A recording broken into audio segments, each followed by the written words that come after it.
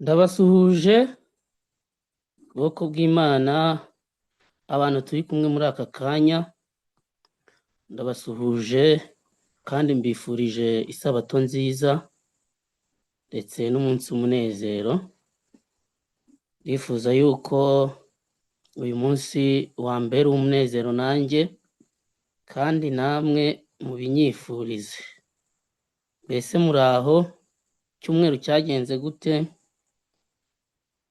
Mukomere cyane. Yego yego, murakoze cyane. Reka dushime Imana yabanye natwe muri iki cyumweru cyose, none iduhaye umugisha wo kuba tugeze muri aka kanya. Izina ryayo rihabwa icyubahiro. Kuba tugihumeka ntabwo ari imbaraga zacu, nta nubwo ari ubushobozi twifitemo cyangwa ko tuzi kwirinda cyane. Ubwo rero nk'uko muri kubyandika muti turashima Imana cyane, icyumweru cyagenze neza, izina ryayo rihabwa icyubahiro, kandi biranashoboka ko hari abahuriyemo n'ibibazo cyangwa se ibibagoye cyangwa se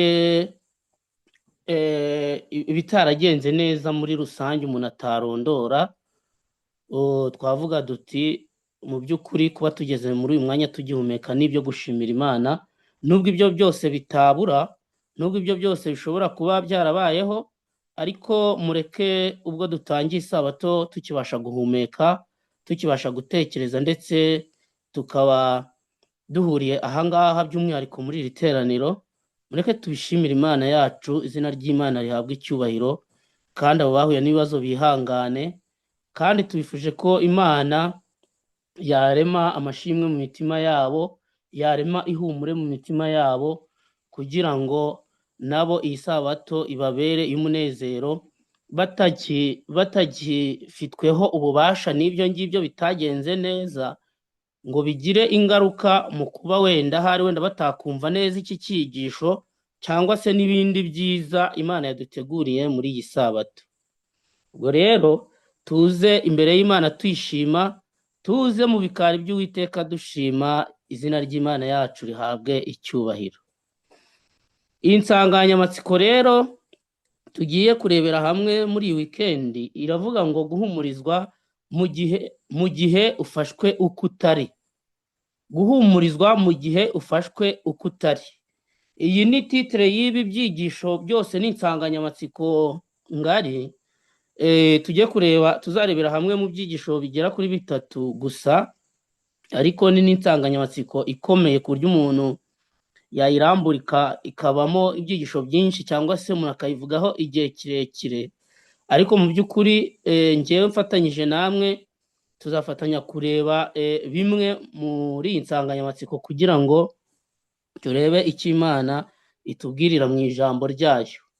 Ubu rero muri uyu mugoroba, nk'uko umuvandimwe Faida yabivuze, reka dushime Imana kandi twakire n'abashyitsi bahari.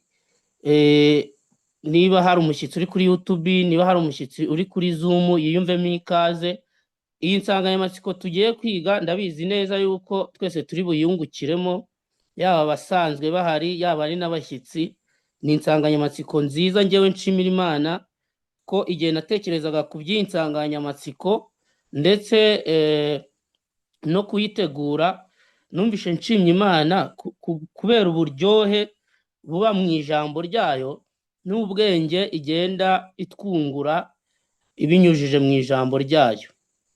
Umuvandimwe rero yasenze, tugiye kujya mbere muri iki cyigisho, mbasaba ngo buri wese nyine akomeze gusengera mu mutima, yisengera nanjye nsengera, kugira ngo haze kuboneka ituze, ntihabe kirogoya muri aya materaniro.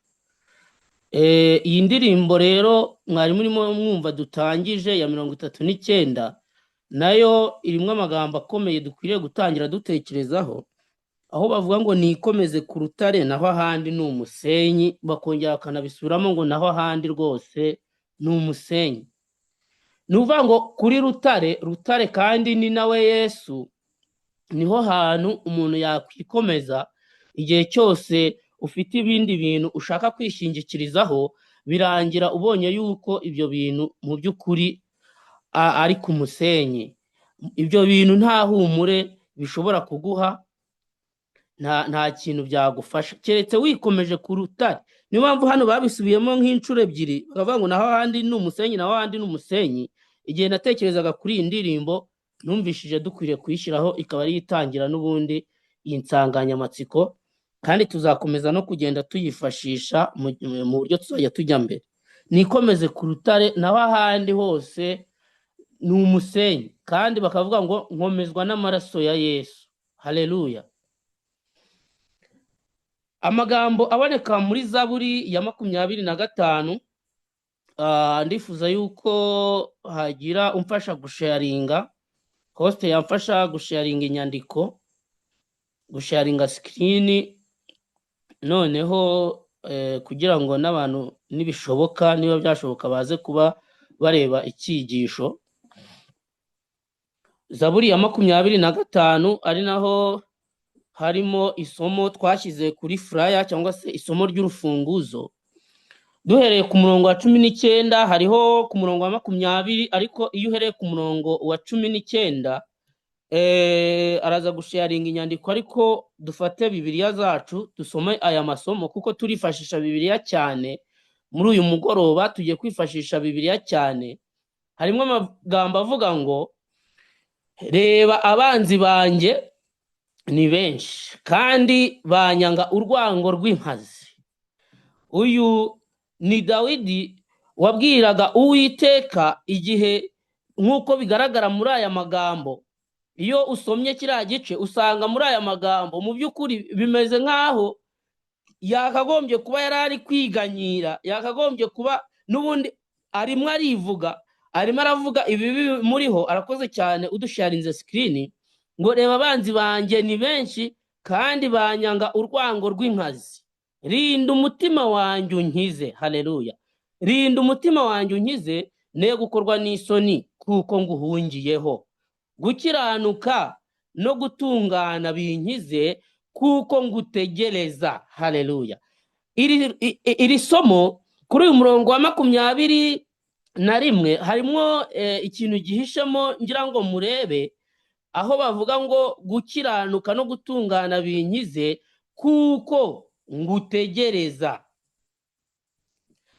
Muri aya magambo yayatangiye avuga yuko hari abantu, navuga nk'uko bavuga muri iki gihe ngo bamugendaho. Hari abantu bamugendaho, kandi mu murongo wa 19 bavuze ngo abanzi banjye ni benshi. Aba bantu bamugendagaho bari benshi, kandi nk'uko bigaragara ngo bamwangaga urwango rw'inkazi. Mbega amagambo dutangije yaba twayumvaga neza. Ndasaba ko aya magambo tuyazirikana, kandi uko tuzagenda tujya mbere muri ibi byigisho muzabona yuko aya magambo n'ubundi tuzayagarukaho, cyangwa se tuzagaruka ku kintu nk'iki turi kubona muri iyi Zaburi ya 25 umurongo wa 19 kugeza wa 21 niho nsomye ngo reba abanzi banjye ni benshi kandi aba banzi nubwo ari na benshi banyanga urwango runuka nk'uko muri iki gihe babivuga. Mbese abantu ari benshi barangiza bakaba bakwanga urwango wakwita ngo ni nk'inkazi, urwango rw'inkazi nk'uko yabivuze. Wakwiyumva umeze ute mu mutima wawe igihe ufite abantu benshi cyane bagukikije bakwanga, kandi urwango bagufitiye rukaba rukomeye? Aba bantu ahari wenda baba baguhiga bashaka kukwica. Aba bantu baba baguhiga bagufitiye ishyari, nk'uko kuri we byari bimeze, bamuhiga bamufitiye ishyari bashaka kumwica, ngo ibyiza bye biri imbere bizaburizwemo, ibyo Uwiteka yamuteganyirije no kuzaba umwami byose ntibari babyishimiye. Mbese urabona yuko kubera urwo rwango bari bamufitiye n'ishyari bari bamufitiye bashaka kumwica, ariko aravuze ngo rinda umutima wanjye unkize. Kuki Dawidi ashaka yuko umutima we urindwa? Nuko umutima we Yesu hari igihe yasenze, ni Yesu wasenze igihe yavugaga ngo umutima, igihe yumvaga umutima we uremereye, umutima umeze nk'ufite ubwoba, yumva mu mubiri wacitse intege, yumva ameze nk'ufite ubwoba, kandi ubu bwoba buzanwa no kuba abantu bagukikije bagufitiye urwango rwinshi. Ubu bwoba nibwo satani ashaka kuririraho aguteza, ashaka yuko uhita uva mu byo kwizerwa. Niyo mpamvu Dawidi ahangaha avuga ngo rinda umutima wanjye unkize, urinde umutima wanjye, nk'uko Yesu yavuze ngo umubiri ufite intege nke ndetse uransubiza inyuma, mfite ubwoba, ndumva ntashaka gupfa ugendeye ku by'umubiri, ku byifuzo by'umubiri, ariko arangije aravuga ngo umutima urakunze. Haleluya, mbega byiza, uwo mutima urakunze. None umutima wa Dawidi nawe urakunze, kandi ari gusaba Imana ati ubwo mfite intege nke urinde umutima wanjye maze unkize. Haleluya, mbega amagambo meza. None harangira avuga ngo aya magambo nagarutseho yo ku murongo wa 21 ngo gukiranuka no gutungana binkize kuko ngutegereza. Ni ukuvuga iki? Ni ukuvuga ngo nubwo bari abanzi be bari bamukikije bamufitiye ruriya rwango, ariko we nta kibi yari yarabagiriye. Iki nicyo nashaka ko mwumva, we nta kibi yari yarabagiriye, nta n'icyo umutima we wamushinzaga, nta n'icyo we ubwe yishinzaga, kandi yatinyutse kuvugira imbere y'Uwiteka ngo gukiranuka no gutungana binkize kuko ngutegereza.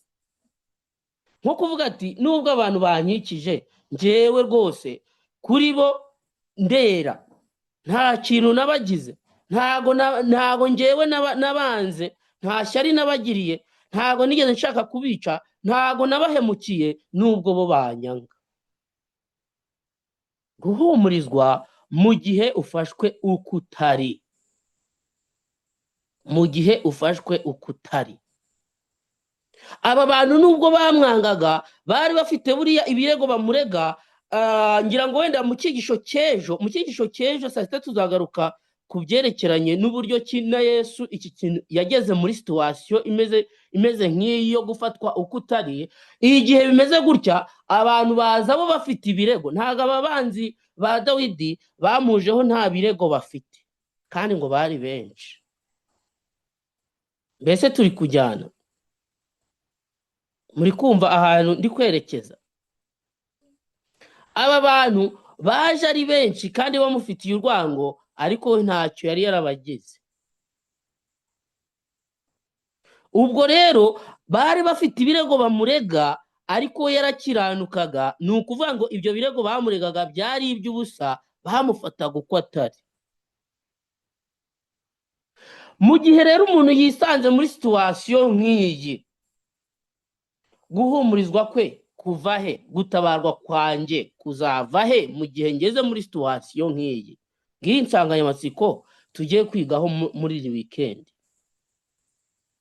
Mu gihe bimeze gutyo, mu gihe abantu barimo bagushinze ibintu, mu gihe abantu bakwatatse, mu gihe bakokeje igitutu, kandi ukaba ubona bameze nk'intare y'inkazi, bafite urwango ngo rw'inkazi, niko Dawidi yavuze, bafite urwango rw'inkazi bakwatatse, ariko wowe ukaba ukiranuka.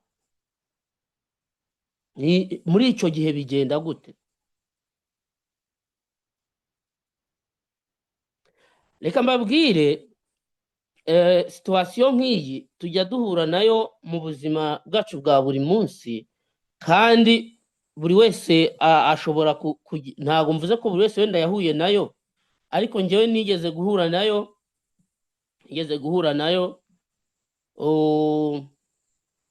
Hari igihe twahitimo dukorera akazi umuntu, ejo reka ndebe, ejo nyuma ya saa sita, ibi ngibi nubwo ndimo ntangira reka nze bivuge, ejo nyuma ya saa sita tuzashakamo akanya tuganire, niba harimo umuntu wahuye na experience nk'iyo nk'umwe cyangwa babiri, badusangize experience nk'iyo. Igihe wisanze muri situwasiyo nk'iyo bigenda gute? Umuntu yaraje turi kumukorera akazi, hanyuma kari akazi ko ku modoka, twari turimo tumukorera akazi ku modoka ye. Hanyuma iyo modoka rero kubera yuko nari nyifiteho uruhare runini mu bintu nari ndi kuyikoraho, ubwo ninjye byari birimo bibazwa. Hanyuma imodoka turayikora, ibyo twayikoragaho birarangira. bimaze kurangira uwo muntu twayikoreraga araza arayifata arayijyana, amaze kuyijyana hashize umwanya ayijyanye, hashize umwanya mutoya ntabwo wari munini, ahita agaruka ahageze abahamagaye abayobozi, aravuga ati muri iyi modoka hari harimo flash disk, none iyo flash disk ndayibuze, kandi iyo flash disk ndabizi neza yari icometse aho bacomeka flash kuri radiyo y'imodoka, abenshi murahazi. Birangiye aravuga ati iyo flash disk ko nyibuze biragenda ute? Baba barampamagaye bati ngwino usobanura ahantu flash disk y'abandi igiye. Hanyuma ndangije ndavuga ni njyewe mu by'ukuri ibintu twakoragaho ntabwo iyo flash njye nigeze nyibona, ntabwo nayibonye rwose, ahubwo ikintu twakora ni uko twayishakamo hanyuma nawe akibuka neza aho yayisize. Mpita mbona yuko nkimara kuvuga gutyo ijambo navugaga ntago ryizewe, ahubwo byabaye nk'aho wenda iyo flash naba nayibye cyangwa se naba nzi aho yagiye, naba nabigizemo uruhare mu ibura ryayo. Hanyuma mbona yuko mbese batabyizeye, iyo abantu batizeye ibyo babwira uhita ubibona. Ubwo barangiye baravuga bati gerageza ubone iyo flash rwose bitaraba nabi mbega. Situation nk'iyo rero iyo uyigezemo nta muntu uba ufite wo kukurenganura ngo avuga ati rwose ndabizi neza ntago iyo flash yayitwaye, ahubwo usigara mu mutima wawe uri kuvuga uti ntago nayitwaye, ariko aba bantu bose bari hano bazi ko nayitwaye. Hanyuma ubwo rero bazi ko nayitwaye ndakizwa n'iki? Ugasigara uri nko gusengera mu mutima uti Imana imfashe iboneke, hanyuma ibyo byaha bari bari kunshinza bigaragare ko ndi umwere. Ahangaha uyu nguyu yaravuze ngo gukiranuka no gutungana binkize kuko ngutegereza, ariko mu by'ukuri nk'iyo ugeze muri iyo situation, wenda mbabwiye nk'urwo rugero kugira ngo mwumve igihe ikibazo gisigarira hagati yawe n'Imana. N'urugero rutoya ntanze mu mbabarire, wenda niyerekezaho ku byo ntekereje byambayeho kugira ngo murusheho kubyumva. Icyo gihe ukumva ukuri kuzwi n'Imana, ariko mu by'ukuri abari aho nta kundi kuri bazi, ahubwo barakureba nabi, bahindutse nk'abagushinze ibyo byaha, wagira ngo babizi neza yuko ibyo byaha ari wowe wabikoze. Guhumurizwa mu gihe ufashwe uko utari, niyo nsanganyamatsiko tugiye kwigira hamwe. Iyo flash wenda mbigarutseho gatoya, twacekinze mu modoka tubona yari yayishize mu kantu kaba karimo gafunze. Mu modoka habamo utugroove box, hakabamo du center console, ahantu haba hafungurwa ukaba washyiramo ibintu. Tubona niho yari yafunguye arayibika, hanyuma barimo baza bayishaka bati tubwira aho wayishyize se byagenze ute. Umwe barafunguye ayibonamo, kandi urumva iyo modoka yari yayijyanye ayigaruye ati ndabyibutsa, ati ninjye wayishyizemo. Muri kubyumva? Uwo ngo wavugaga ati bayitwaye, ati ndabizi neza ninjye wayishyiriye muri radiyo, imajije kuboneka yahise yongera yisubira aravuga ati ninjye wayishyizemo muri ako kantu, ati ndabyibutse. Ubwo muri kumva njyewe byaragenze ute kuri njye? Nahise numva mbaye gute? Numva nahise mba gute? Ese hari abantu bari kunkurikira ko batari gusubiza ra? Icyo gihe uhita wumva umeze nk'uruhutse. Icyo gihe hari ikintu kimeze nk'umutwaro wumva wari ufite gihita wumva kivuyeho, ukumva ibyo wifuzaga birabaye, ukumva uraruhutse. Ariko mu mutima uba wari uri kuvuga ngo gukiranuka no gutungana binkize kuko ntegereje Uwiteka, nta wundi muntu ntegereje Uwiteka. Birashoboka yuko muri iri teraniro ry'aba bantu benshi bari hano hashobora kuba hari abandi bantu ibintu bijya kuba nk'ibyo byabayeho.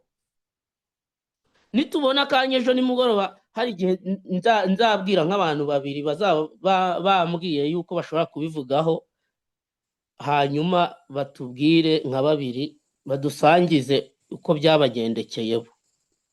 Reka dufate Bibiliya zacu dusome amagambo ari mu rwa kabiri rwa Samweli. Harimo mu rwa kabiri rwa Samweli igice cya 9 umurongo wa mbere kugeza wa 11. Ni amagambo ari muri iki gice cya 9 nifuza ko mufata Bibiliya tugasoma. Harimo umuntu witwa Siba. Dawidi agirira neza Mefibosheti mwene Yonatani. Mwumve iki gitekerezo. Reka dusome. Bukeye Dawidi arabaza ati, iki gitekerezo hari abantu benshi bakizi, ariko mwumve uruhande tugiye kwiga rw'iki gitekerezo, turebe ibya Siba. Ni iki twigira kuri Siba? Bukeye Dawidi arabaza ati, mbese hari uwasigaye wo mu muryango wa Sawuli ngo mugirire neza ku bwa Yonatani? Kandi mu nzu ya Sawuli mwibuke ko Sawuli yari yarapfuye, hanyuma n'abahungu be harimo Yonatani wari inshuti cyane na Dawidi. Icyo ni igitekerezo tutari bujyemo cyane. Uyu nawe yarapfuye, ariko kubera amaje kumuririra n'ibyakurikiyeho nyuma byose ntabwo turabijyamo, ariko urumva ko hano yari yifuje byibura kugira icyo akora mu muryango wo kwa Yonatani. Maze ngo hari Siba, baramuhamagara ngo mu nzu ya Sawuli hari umugaragu we witwa Siba, baramuhamagara ngo yitabe Dawidi. Umwami aramubaza ati, mbese ni wowe Siba? Turi gusoma umurongo wa 2. Nawe ati, ni njye umugaragu wawe. Umwami aramubaza ati, harya ntawe ukiriho mu nzu ya Sawuli ngo mugirire imbabazi z'Imana? Siba asubiza umwami ati, haracyariho umwana wa Yonatani umugaye ibirenge. Urumva? Umwami aramubaza ati, abahe? Siba asubiza umwami ati, aba mu rugo rwa Makiri mwene Amiyeli Irodebari. Umurongo wa 5. Umwami aramutumira amukura mu rugo rwa Makiri mwene Amiyeli Irodebari.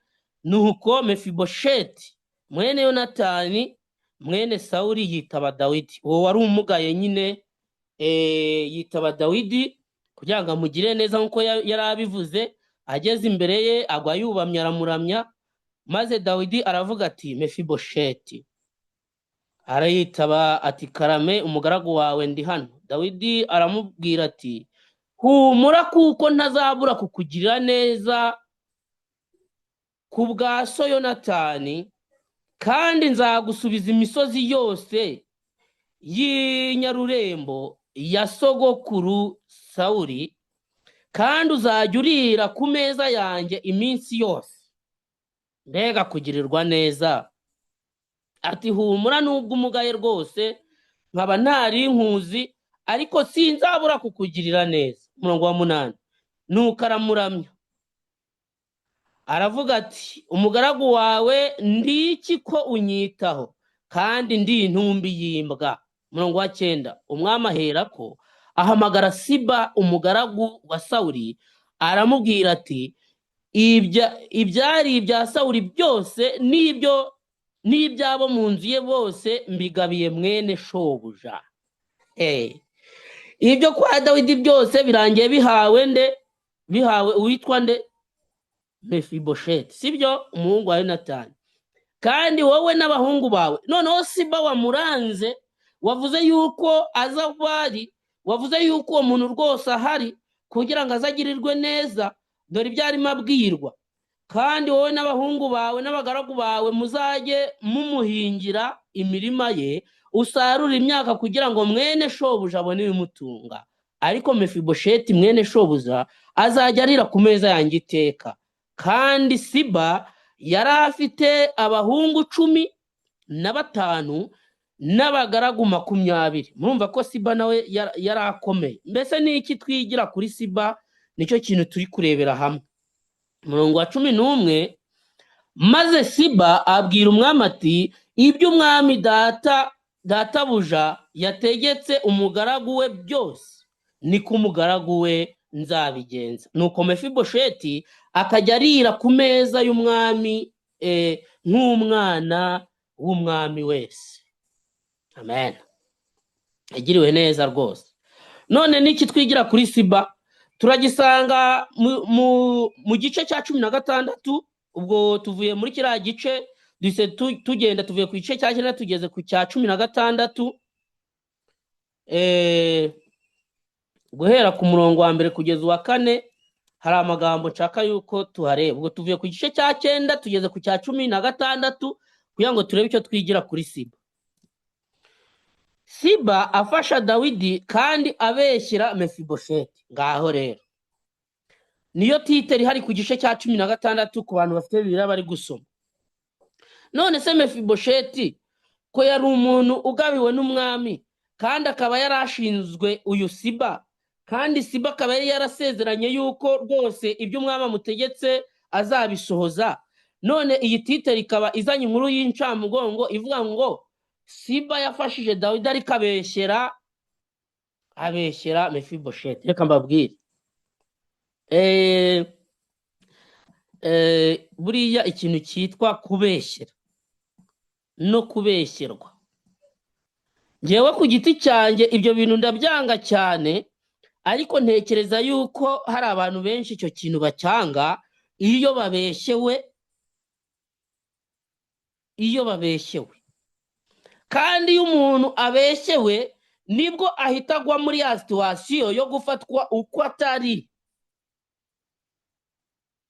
Dawidi amaze kugera mu gahinga ho gato, amaze kurenga mu gahinga ho gato, iyo usomye mu gice cya 15 usanga ahangaha n'ubundi Dawidi yaratangiye urugendo rwe rwo guhunga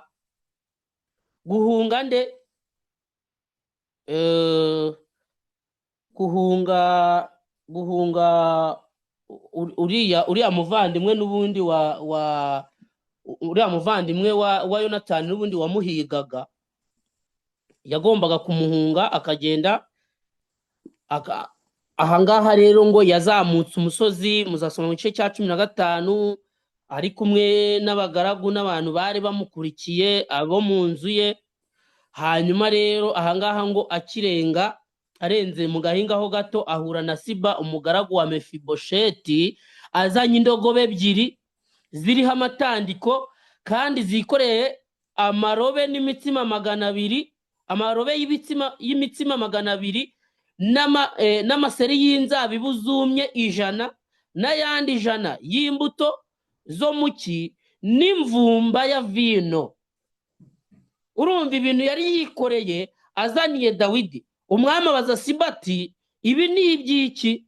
Siba aramusubiza ati indogobe ni izo guhekaho mu rugo rw'umwami, imitsima nayo n'imbuto zo muki ni amafunguro y'abahungu cyangwa se abantu bari bari kumwe na Dawidi bamukurikiye bamuherekeje bajyanaga nawe, kandi na vino niyo abazajya bagwira isari mu butayu bakayinywa.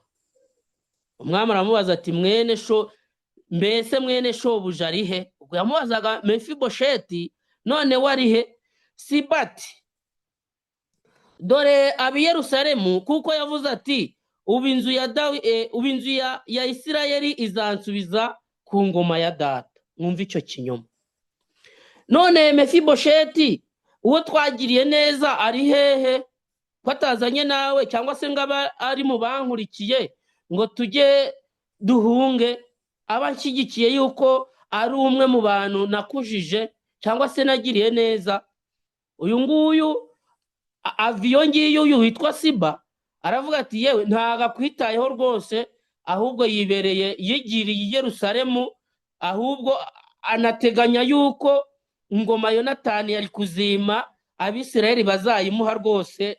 Ibyo byo guhunga ntago abyitayeho. Mwumva icyo kinyoma rero, mwumva icyo kinyoma abwiye Dawidi, kandi akimubwiye Mefibosheti ubeshyerwa adahari, none Dawidi yari kubigenza ate ko yari abonye ibyo bintu byose bizanywe n'uyu Siba?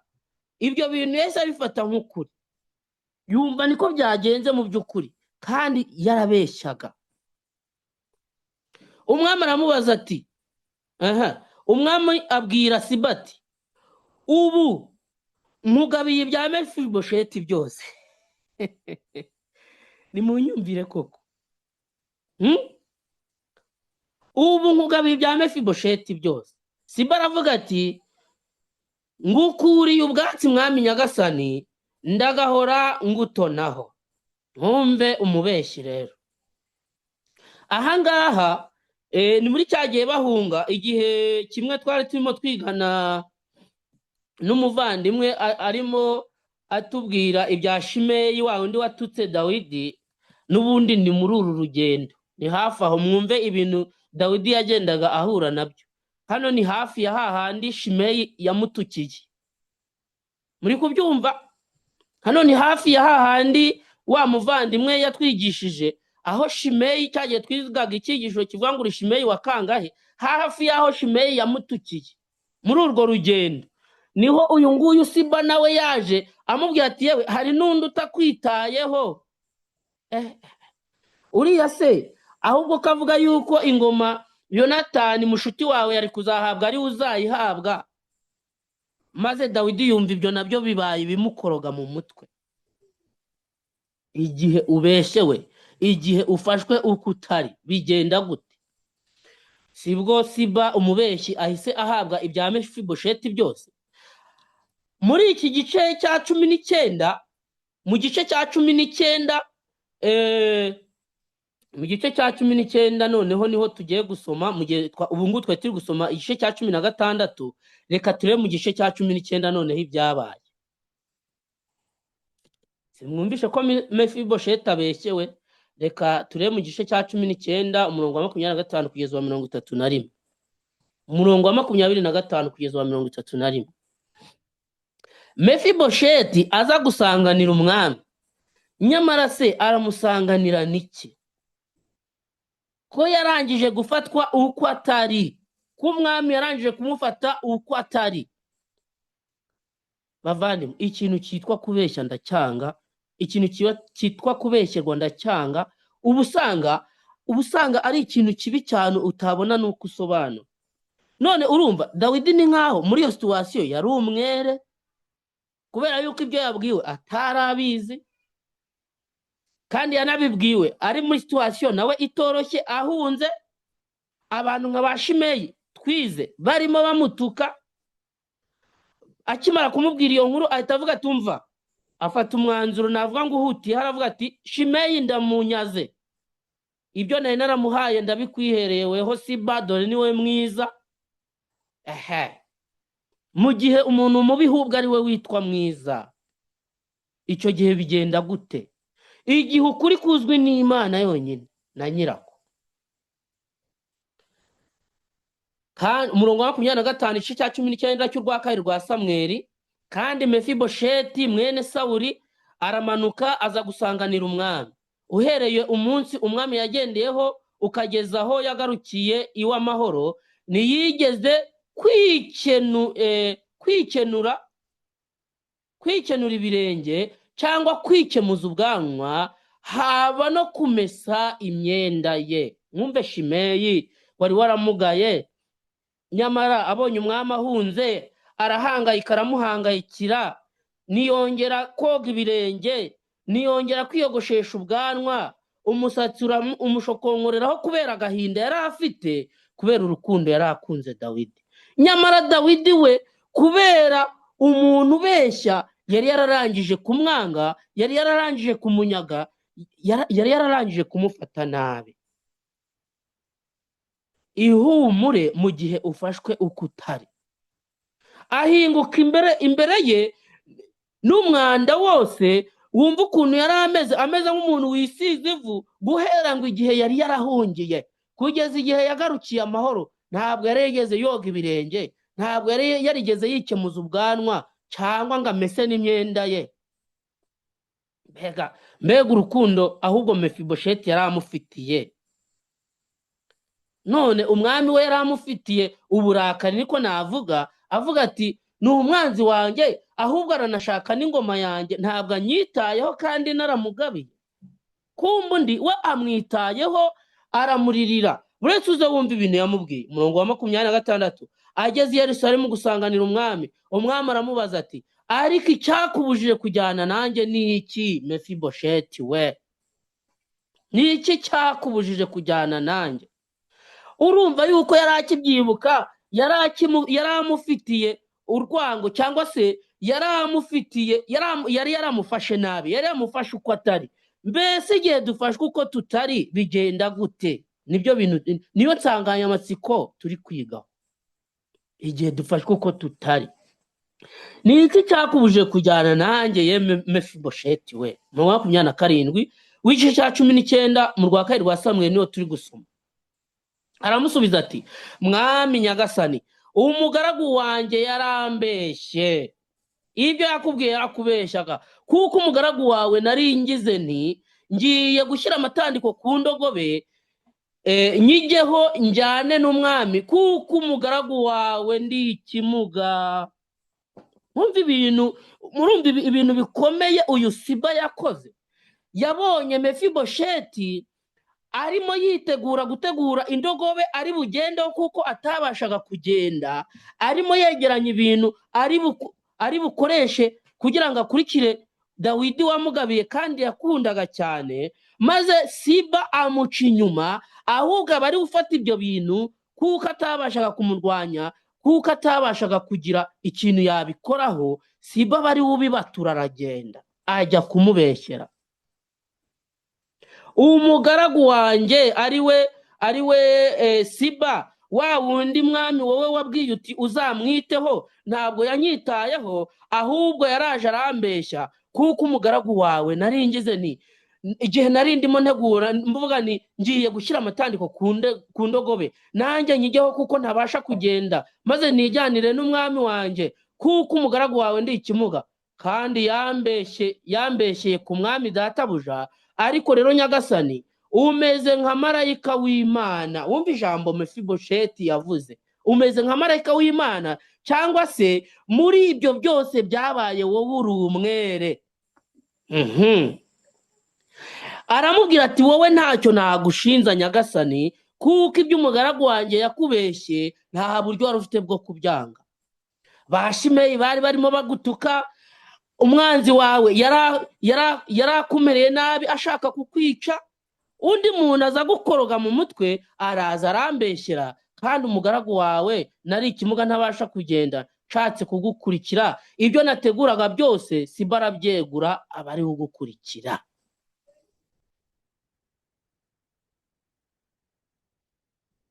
Nuko ukora icyo ushaka. Uri kubyumva? Kuko abo mu rugo rwa data bose imbere y'umwami databuja basaga n'abapfuye, ariko wari unyicaje mu basangiraga nawe ku meza yawe. Nuko mfite butware ki kongera gutakambira umwami ukundi? Ko yangiriye umujinya, ko yandakariye, n'ubu akaba aje abimbaza impamvu ntajyanye nawe. N'ubundi kabo kwa data twese twari tubaye nk'abapfuye, ukaba warangiriye neza. Yewe ibyo wakoze birahagije, ubu ngubu ukora icyo ushaka rwose, ngende imbere yawe. Umwami aramubwira ati ni iki gitumye wongera kuvuga ibyawe? Ndabitegetse ngo wowe na Siba nimugabane igikingimo kabiri. Uri kubyumva? Noneho bibaye nkaho nubwo ariko yari yaramurakariye koko, ahise cyabikora amugaruraho agatima, aravuga ati ibyawe byose nari narabikunyaze, narabihaye Siba, ariko ubwo numvishije nawe unyireguyeho nkumva ibyawe birumvikana, basi mugabane. Ariko Dawidi nawe yari umunyamahoro. Ahangaha yagaragaje umutima rwose mwiza, aravuga ati nubwo Siba yakubeshye, nawe ngaho nari narabimuhaye byose, ariko nahasigarana igice, nawe ufate igice, ubundi muba amahoro. Mefibosheti kuko yari amaze kubona imbabazi ku mwami, ntago akimwishe, ntago akimurakariye uburakari nk'ubwa mbere. Mefibosheti abwira umwami ati yenda akijyanire cyose ubwo umwami databuja asohoye amahoro mu rugo rwe. Wumva ukuntu yamukunda. Aravuga ati icyari kimpangayikishije cyari cyarambujije kurya nuko wari waragiye, nibaza niba uzagaruka amahoro. Ubwo ugarutse amahoro, yewe niyo nabibura byose, uwo Siba waje kumbeshyera nashaka bitware byose. Guhumurizwa mu gihe ufashwe uko utari, abantu bakagufata uko utari. Mefibosheti urabona umutima mwiza yari afite, ntabwo yahise avuga ati icyo gisambo cyaje kumbeshyera nacyo ni mu kinyaga cyangwa mu cyice, ahubwo yaravuze ati icyari kimpangayikishije nicyo yari agitumbiriye. Avuga ati uko biri kose kuba ugarutse, ibintu niyo byagenda, ibintu nibishakwa. Ariko twebwe igihe dufashwe uko tutari, igihe abantu barimo batwataka bavuga ati ibi bintu turabizi niwe wabitwaye, iyi furashi niwe wayitwaye, ubwo ni urugero natanze ngarutseho, niwe wakoze ibi, niwe wakoze, kandi atari wowe. Muri icyo gihe bigenda ute? Mbese wumva ufite guhumurizwa? Wumva ufite umutima wo kugirira neza no muri abo bakubesheye? Ukavuga uti nashaka byijyanire nta kibazo, njyewe icyari kimpangayikishije kirakemutse.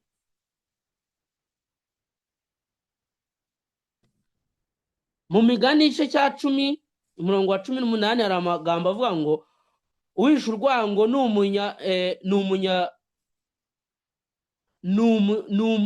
uhisha urwango ni umunyamunwa uryarya. Uhisha urwango ni umunyamunwa uryarya, kandi ubeshyera undi aba ari umupfu. Umuntu ufite umunwa uryarya akaba ahisha urwango mu mutima we,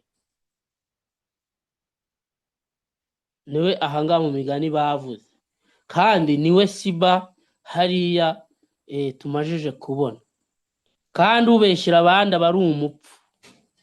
Zaburi y'ijana na rimwe umurongo wa mbere, umurongo ubundi iyo urebye ahangaha ku murongo wa 5 niho bavuga ngo ubeshyira mugenzi we rwihereranwa nzamurimbura, ugamika akagira umutima wibona sinzamwihanganira. Uribuka Siba arimo abwira Dawidi ati rwose ati nkuye ubwatsi kubungabiye bya Mefibosheti, ati nzahore ngutonnyeho rwose. Amwumvise n'umutima wibona, yishyira imbere, yigira mwiza. Nyamara ngo abeshyira mugenzi we, ubeshyira mugenzi we rwihereranwa Uwiteka azamurimbura. Imana ishimwe ko Mefibosheti atahise avuga ati mumurimbure, ahubwo agategereza urubanza rw'Imana. Ndashaka ko dusoma amagambo ari mu bakurambere n'abahanuzi, mu gitabo cy'abakurambere n'abahanuzi harimo amagambo kuri paje ya 63, none ingere ya 2016 cya gitabo kinini giheruka gusohoka kurambere n'abahanuzi, kuri paragarafu ya 4 bazanyemo urugero rwa Henoki. Kandi tugiye kureba kuri uru rugero igihe Henoki yageze muri situation nk'iyi, situation yo gufatwa nabi, situation yo gufatwa uko utari. Banditse amagambo kuri iyi paje ya 63 ngo Henoki ntiyatinyaga kwerekana icyaha. Ubwo yigishaga abantu bo mu gihe cye urukundo rw'Imana muri Kristo, yihanangirije abantu kuzibukira imigenzereze yabo mibi, abahanira ubugome bwariho, kandi anababurira avuga ko nta kabuza abica amategeko bazacirwaho iteka. Henoki ntiyatinyaga kwerekana icyaha, ahubwo yabwiye abo mu gihe cye, ababwira iby'urukundo rw'Imana, ababwira yuko imigenzereze yabo mubi itandukanye n'urukundo rw'Imana rwose by'ihabya, ariko ntiyanareka kubabwira yuko iyo migenzereze mibi nibatayireka bazacirwaho iteka. Kandi abantu b'icyo gihe bari bakunze gukora nabi, bumva ari ibintu bashyize imbere, bumva ari abantu rwose batitaye ku byo yababwiraga. Ibi ngibi yakomezaga kubabwira Henoki byagombaga kubyutsa urwango muri bo, bagatangira kumufata nabi, bagatangira kumubona nk'umuntu ubangamye muri sosiyete. Kandi muri iki cyigisho, iyo ukomeje ugasoma muri iki gitabo, usanga bavuga yuko ibi ngibi byabaye bizongera kubaho, aho ababwirizabutumwa n'ubundi bagomba gufatwa nabi, kandi abantu ibyo babwirwa bigenda bibakora ku mutima, bakabona ko ibyo bintu barabikora, aho kugira ngo bahinduke, ahubwo bakagira umujinya. Mwuka w'Imana niwe wavugiraga muri Henoki. Ntabwo uwo mwuka yigaragaje mu kuvuga iby'urukundo gusa, ibyo kuvuga impuhwe n'ubudahemuka. Intungane ntizivuga ibintu byiza gusa, intungane ntabwo zigenda zivuga ibyiza gusa, zivuga iby'impuhwe, zivuga iby'ubudahemuka gusa, ahubwo Imana ishyira mu mutima no mu kanwa k'intumwa zayo ukuri kugomba kuvugwa kandi gutyaye nk'inkota y'amugi abiri. Icyabikurikiye rero, ndagira ngo tunifashishe igitabo cyitwa Kubaho nka Henoki. Kubaho nka Henoki, igitabo cyitwa Kubaho nka Henoki cyasohotse, kimeze gutya. Iki gitabo kuri paje ya 92 niho tugiye gusoma. Kuri paji ya 92 bagarutse n'ubundi kuri aya magambo ari mu bakurambere n'abahanuzi, bavuga amagambo akomeye nshaka yuko twitaho tunerekeza ku musozo. Aya magambo ndagira ngo tuyiteho. Imbaraga z'Imana zakoreraga mu bagaragu bayo zumvikanye no mu bantu bumvaga. Bamwe baramwumviye, ubwo bari kuvuga kuri Henoki. Bamwe baramwumviye kandi bihana ibyaha byabo, ariko abenshi abihanye murumva ko ari bo bake, ko bavuze ngo bamwe barabyumvise barihana, ariko abenshi baramukwena. Byumvishe ko bamukwenye. Iri jambo bakoresheje ngo baramukwena risobanura byinshi. Hari ibyo bakoze, hari n'ibyo bavuze byari urucantege kuri Henoki, byagombaga muri iki cyigisho, muri iki gitabo. Iki cyigisho cyitwa ngo ibigeragezo bya Henoki, ibigeragezo kuri Henoki. Uku kumukwena kwamubereye ikigeragezo. Hari amagambo bamuvuze, hari n'ibikorwa bamukoze byo kumukwena, kandi Satani yabakoreshaga kugira ngo ace intege Henoki, abone yuko ibintu arimo atari byo, ahubwo akwiriye kwigumanira ibyo afite mu mutima we, ariko urukundo rw'Imana nirwo rwamuhata. Haleluya. Yagombaga kwemera kwihanganira gufatwa uko atari.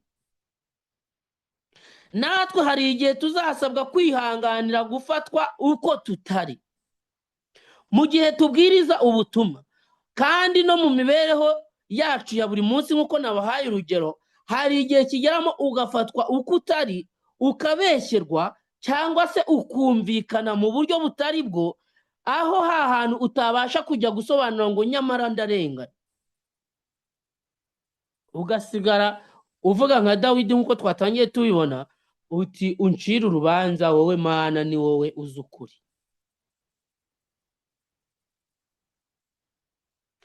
ariko kandi aba bantu twatangiye tubona yuko ngo abanzi ba Dawidi bari benshi bamufitiye urwango rumeze urwango rw'inkazi, niko babyize. Ariko na hano tubonye ngo bakeya nibo bumvishe Henoki bemera kwihana, ngo ariko abenshi baza kumukwena bakomeza inzira zabo mbi batishisha, baravuga ati ahubwo ibi bintu twakora kuri kuvuga ngo bizaturimbuza sha, ahubwo reka tubikore neza noneho tutishisha. Ukagira ngo bari guhima Henoki, ariko kandi koko byaramubabazaga. Niyo mpamvu yafashe ya mbere ngo ntiyaca ku ruhande, aravuga ati nyabuneka ibi bintu bizabarimbuza. Abagaragu b'Imana bagomba gushyira ubutumwa nk'ubwo abatuye isi bo mu isi yo mu gihe giheruka. Iri ni irarika kuri twe bantu b'Imana ngo ubu butumwa nk'ubwo budaciye ku ruhande bubwira abantu kwihana no kureka ibyaha byabo, nubwo bwakwenwa n'abantu benshi. Bantu b'Imana, abagaragu b'Imana bagomba gutwara ngo ubu butumwa muri iki gihe giheruka, kandi ubwo butumwa buzahinyurwa bwe kwizerwa.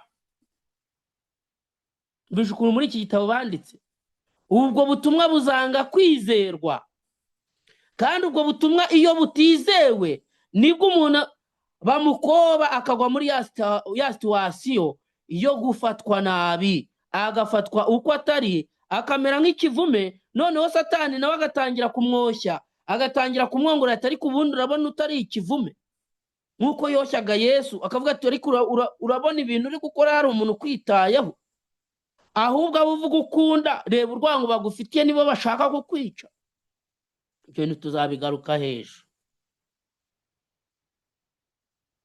Ubu butumwa ngo bw'abagaragu b'Imana, mwumve ubu se iri navuga ngo ni isezerano, navuga ni ubuhanuzi. Yes, ni ubuhanuzi, ntabwo ari isezerano, ariko ni ibintu bizasohora.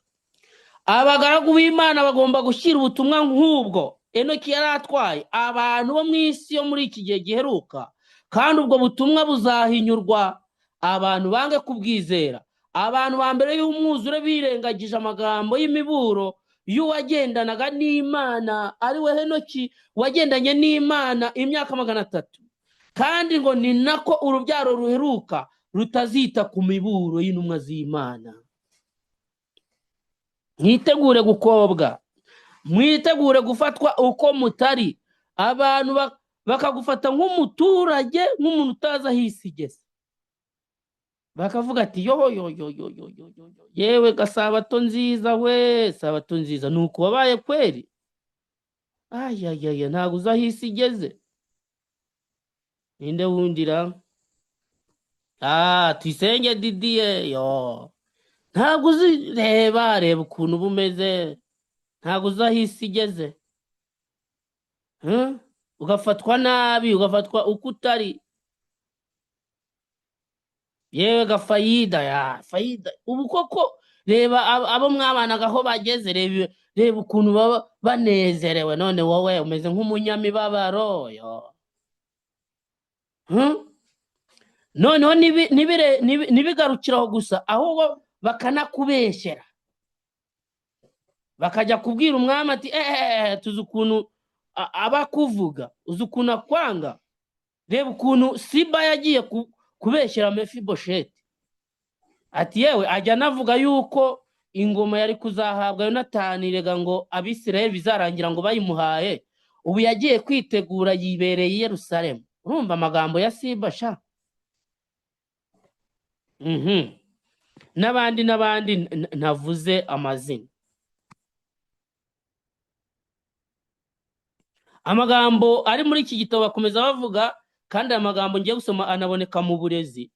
Bakomeza bavuga ngo ibihe byinshi abantu biringiraga ijambo ry'Imana, nubwo muri bo bari abanyantege nke bikomeye, bashoboye gutsinda imbaraga z'isi yose. Amen. Nubwo tubonye riratsinda ryari abantu bakeya bemeye kwizera ubutumwa bwiza Henoki yabwirizaga, kandi ngo bakemera kwihana no kureka ibyaha byabo bibi, ibyo bakoraga byangwa mu maso y'Imana. ngo aba bantu ubwo bari bakeya bari abanyantege nke kandi ngo bikomeye, nyamara ngo bashoboye gutsinda imbaraga z'isi yose. Haleluya! kuko mu gihe bafatwaga nabi bagakobwa, bari bafite guhumurizwa kuva ku Mana. Nikomeze ku rutare, ahandi hose ni umusenyi. Abantu bose ntago babasha kukwizera. Yewe harimo n'abantu babwiwe ibyawe, harimo n'abantu bashobora kubwirwa ibyawe bimereye nka Dawidi. Mefibosheti yabwiye ati, yewe kuri nge wowe wimereye nka marayika, kubera yuko ibyo Siba yakubwiye wowe uri umwere, nta makuru wari ubifiteho. Mu gihe rero ugaragara nk'aho kuri abo bantu bose ntacyo umaze, cyangwa se bose bakaguhindukirana, mu gihe ngo uri umunyantege nke, ngo iyo wiringiye ijambo ry'Imana, iyo wiringiye ijambo ry'Imana, ngo birangira utsinze imbaraga z'isi yose. Haleluya! Mbese hari abantu bari hano bumvisha iryo jambo ngo bandike ngo amen? Iyo wiringiye ijambo ry'Imana, niyo bagufata uko utari, niyo bagushinze ugasigara umeze nk'aho nta muntu n'umwe ushobora kubwira uti yewe ndi umwere muri ibyo byose banshinza. Muri icyo gihe ngo iyo wishingikirije ku ijambo ry'Imana, ukaba ubizi neza yuko Imana ariyo ibasha kubona ibyawe, ngo imbaraga z'isi yose ubasha kuzitsinda. Haleluya!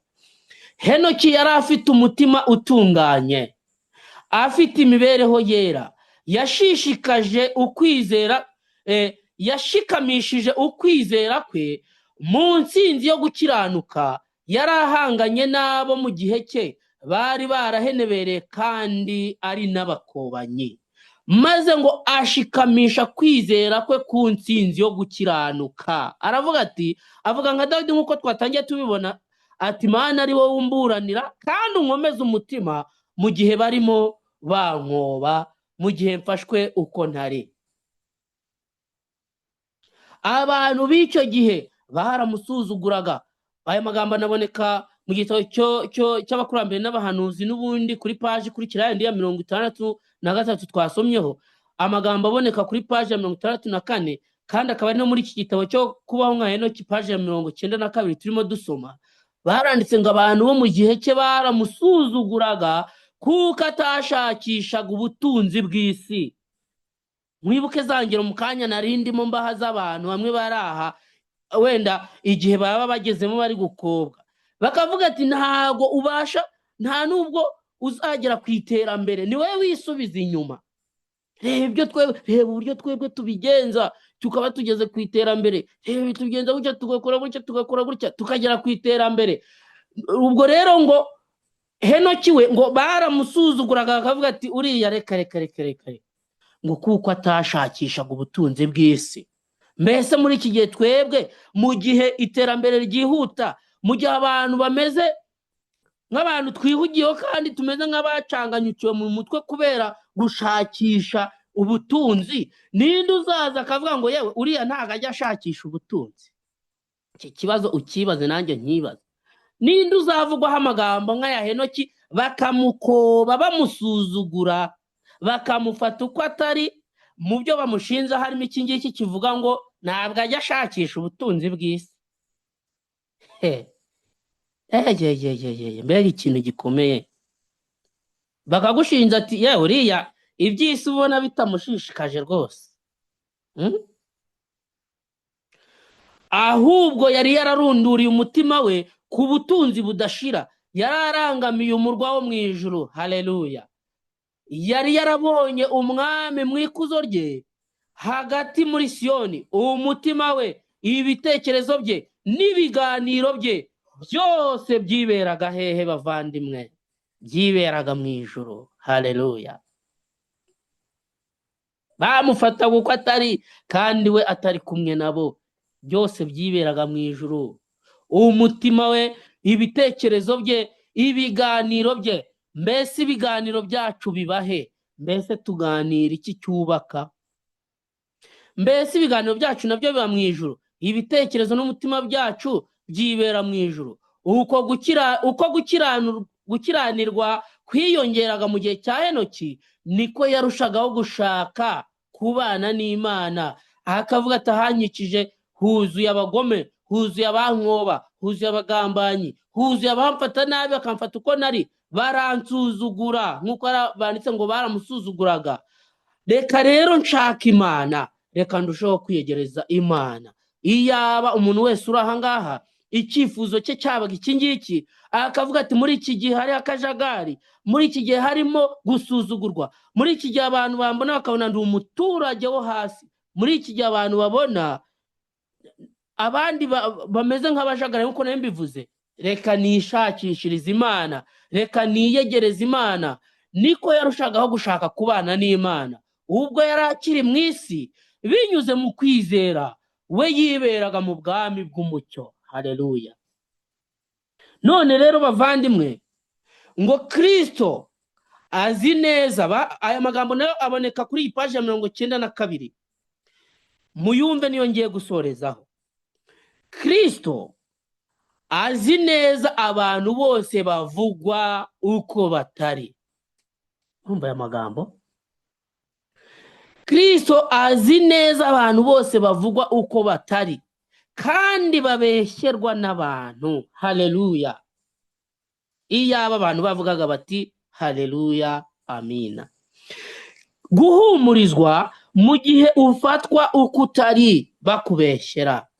Kristo azi neza abantu bose bavugwa uko batari, kandi babeshyerwa n'abantu. Muvandimwe, cya gihe uzaba uri kwibaza ati none ko mbona nta muntu n'umwe nanasobanurira ngo ibi bintu abyumve, ko harimo abantu bigiza nkana, kandi ngo aba bantu ngo bazaba ari benshi, niko Dawidi yanditse. Mu gihe uzavuga ati aba bantu harimo abigiza nkana bazi ukuri bari kuguca ku ruhande, ariko harimo abantu bameze nka Dawidi, nabo bimereye nka marayika rwose, batazi ko mbeshyerwa, none bose baranyugarije.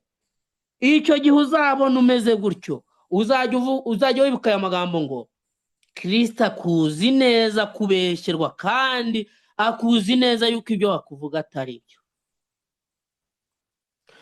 Azi neza yuko bakuvuga yuko bakuvuga uko utari, nyamara bose barakugarije, baravuga ngo niko ari, niko ari, niko ari, ni mu mubambe, ni mu mubambe. Mbega ngo uko baba babeshyerwa cyangwa basuzugurwa kose. Haleluya. Uko baba babeshyerwa cyangwa basuzugurwa kose, abana ba Kristo bashobora gutegerezanya ituze. Mbega amagambo twatangiriyeho nayo dusorejeho. Dawidi yaravuze ngo ucunge umutima wanjye, undinde guheranywa n'ibi bintu, ngo kuko ngutegereza. None aha ngaha dusoreje, uko baba babeshyerwa cyangwa basuzugurwa kose, abantu ba Kristo, abana ba Kristo bashobora gutegerezanya ituze, bihanganye kandi bafite ibyiringiro, kuko ari nta kintu gihishwe kizabura kugaragazwa, kandi abubaha Imana izabubahiriza imbere y'abantu n'imbere y'abamarayika. Haleluya. Nubona abantu bose nta muntu n'umwe wakwizera ibyawe, uzavuga ati nsigaye imbere y'Imana gusa, niyo ibasha kumpumuriza, kandi nizancira urubanza, kandi bwa nyuma na nyuma, kubera yuko mbasha kuvuga ngo ngenda kiranuka, nzubahirizwa imbere y'Imana ubwayo n'imbere y'abamarayika bera. Haleluya. Kandi nzubahirizwa n'imbere y'abakiranutsi bose bazaba bari mu ijuru. Haleluya. Imana iduhe kuyihungiraho, iduhe ubwihisho kuri yo, twihishe muri Yesu bikitwa none, kugira ngo nubwo twakugarizwa n'ibimeze gute, nk'uko hano bavuze ngo uko babeshyerwa niyo kwaba kumeze gute, uko basuzugurwa gute, maze tuzagira umutuzo kubwo kuguma mu Mana. Nibyo mbifuriza, nanjye nifuriza mu izina rya Yesu.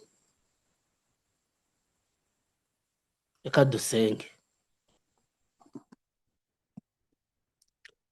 Uwiteka Mana yacu, turagushimye kubw'iki cyigisho twigishije. uduhe kuguhungiraho, uduhe kukwizera kuzuye, kandi uduhe guhumurizwa kuguturutseho.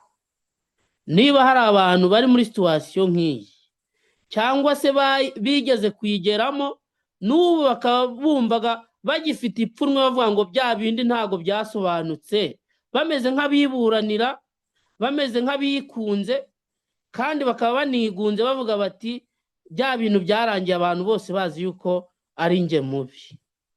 Reka babone guhumurizwa kuguturutseho, kandi bisoze bakwizeye nta kidodo kikiri ku mitima yabo, maze ku iherezo rya byose niba bakikwizeye uzahabwe icyubahiro, nabo bubahirizwe imbere y'Imana n'abantu ndetse n'abamarayika bera.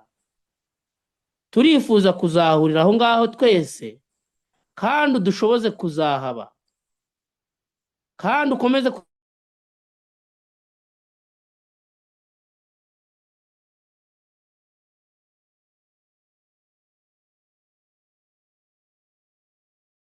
kuduherekeza no muri ibi byigisho.